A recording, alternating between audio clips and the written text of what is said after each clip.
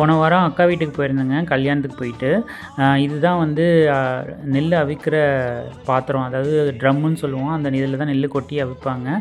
அவங்க வீட்டில் எல்லாருக்குமே அரைச்சும் கொடுக்குறாங்க. யாரெல்லாம் வந்து நெல் இது பண்ணுறாங்களோ அவங்களுக்கு அவிச்சு அரைச்சி கொடுத்துருவாங்க.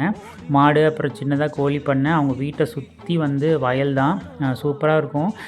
அவங்க அப்படியே அவங்க இதில் வந்து பார்த்திங்கன்னா இந்த கவுனி அரிசின்னு சொல்லுவாங்களே, அது வந்து போட்டிருக்காங்க. அது கொஞ்சமாக தான் விளைஞ்சிருக்கு. அது அப்படியே காய வச்சுருந்தாங்க, நல்லா இருந்தது. நான் எடுத்துகிட்டு வந்திருக்கிறேன் எனக்கும்.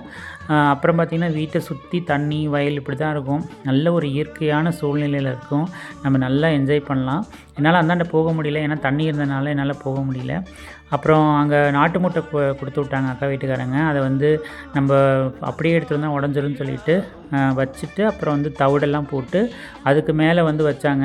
வச்சு அப்போ தான் நம்ம ஊருக்கு எடுத்துகிட்டு வரப்போ உடையாமல் எடுத்துகிட்டு வரலாம். அப்புறம் வாழைக்காய் இது எல்லாமே கொடுத்து விடுவாங்க எப்போ போனாலுமே சரி. அதெல்லாம் எடுத்துகிட்டு நான் அப்புறம் ஊருக்கு வந்தேன். அக்கா தான் எடுத்து கொடுத்தாங்க.